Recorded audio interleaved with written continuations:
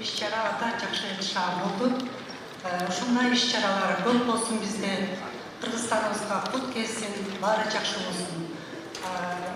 Биздин калкыбыздын ден соолугу жакшы болсо, баары жакшы болот.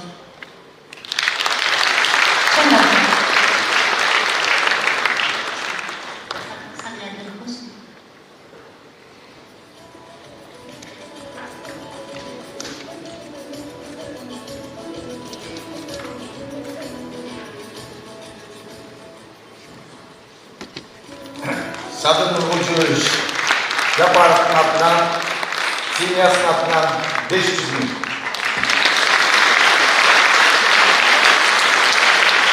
Барыңыздар ұсырананың отырғылар, әрбіріміздерді бесік шықырабыз. Емчін дегенде ревизионный комиссия іштеп атат. Қанша салып атқаныңыздарды айтып тұрышыңыздар керек. Саат 12-де, андан кейін 2-де прямой эфир болып атқан.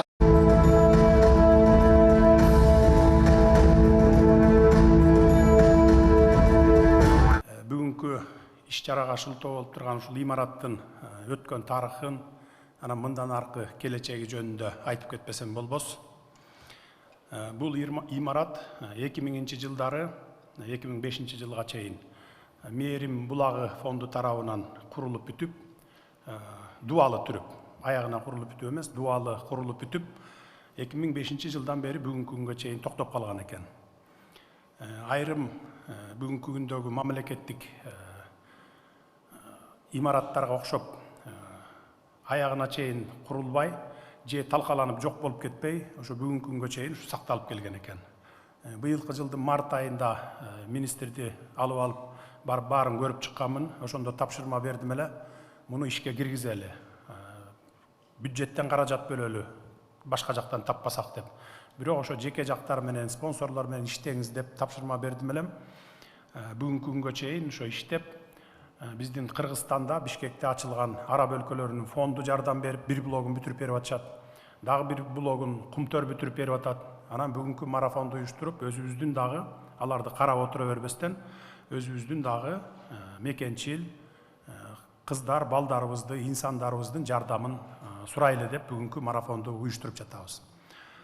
Кудай буюрса, келерки жылдын 1-июнуна балдар күнүнө арнап бүтүрүп, лентасын кыркып, ишке киргизебиз деген максатыбыз бар. Кудай буюрса жетишебиз. Эгер бүгүнкү салымдарыбыз дагы жетпесе, январ айынан баштап жалпы республикалык бюджеттен каражат бөлүп берип бүтүрөбүз. Буну бүтүрсөк, биз бирөө үчүн бүтүрүп аткан жокпуз. Мына өзүбүздүн балдар үчүн, жарандарыбыз үчүн, андан сырткары дүйнө жүзүнөн кабыл алсак болот, эс алуучуларды кабыл алсак болот, оорулууларды кабыл алсак болот. Бул имаратты бүтүрүп койсок, бизге 1-2 эсе эмес, 5 жылда 5 эсе өзүн актаган мекеме болот. Бүгүнкү күндө менин маалыматым боюнча 2 бөлүм ачылды. Четинен бүтүрүп, четинен ачып кетип атабыз. Жүрөк ооруларын операция жасоочу бөлүм ачылды. 5 операция кылдыңарбы? Бүгүнкү күнгө 5 операция кылды бүгүнкү күнгө чейин жакын аралыкта. Андан сырткары аллергия бөлүмү ачылды. Аллергиясы барлар дагы барып эс алсаңыздар болот. Анткени бул имарат бизде Ысык көлүбүздүн жээгинде жайгашкан. Жөн эле мындай көлдү жээктеп бассаң дагы бир топ оорулардан айга турган ушундай бир уникалдуу орунда жайгашкан.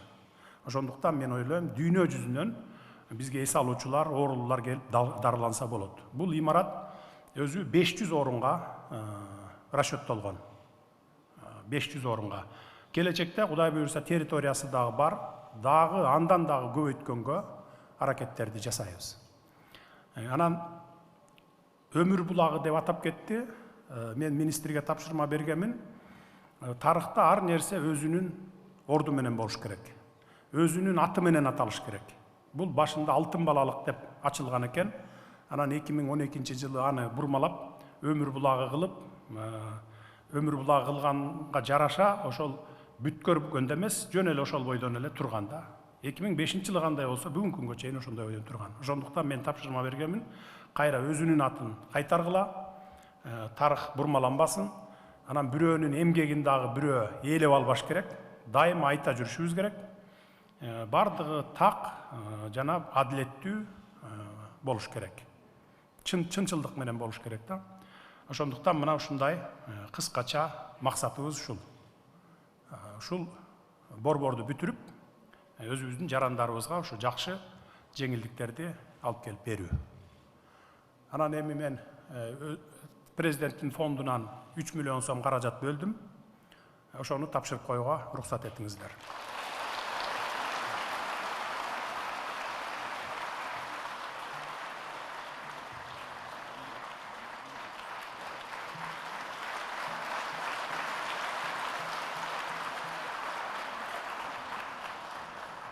Көңүл бурганыңыздарга терең ыраазычылык билдирем. Бизди көрүп отурган жарандарыбызга, жөнөкөй жарандарыбызга бардыгына кайрылып кетем. Салымыңыздарды кошуңуздар. Кудай буйрса, бунун үзүрүн 2 эсе, 3 эсе өзүңүздөр эле көрөсүздөр. Ошондуктан 5 сом болсо дагы салымыңыздарды кошуп койсоңуздар, чоң мамлекетибизге жардам көрсөткөн болосуздар. Евразийский экономический союз является важнейшим региональным интеграционным объединением для Кыргызской республики с нарастающим потенциалом сближения государств-членов и обеспечения устойчивого развития.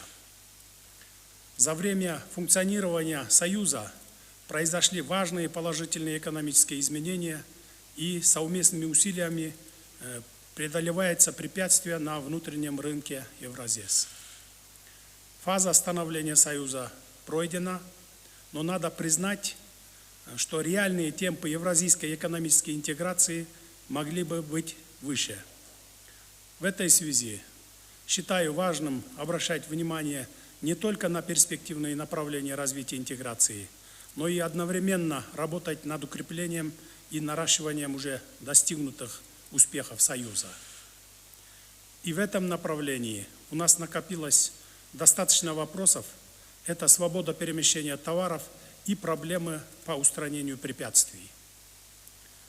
В связи с этим, в целях реализации поставленной нашей стратегии задачи по устранению препятствий необходимо выработать действенный механизм автоматической отмены барьера при его выявлении и невозможности его повторного применения. Особое внимание должно быть сфокусировано на качестве выполнения и сроках реализации договоренностей, исполнения права Союза, а также соблюдения сроков реализации запланированных мероприятий. В особенности это касается реализации наших стратегических направлений развития экономической интеграции до 2025 года. Сегодня перед нами стоит задача не только вернуться к допандемийному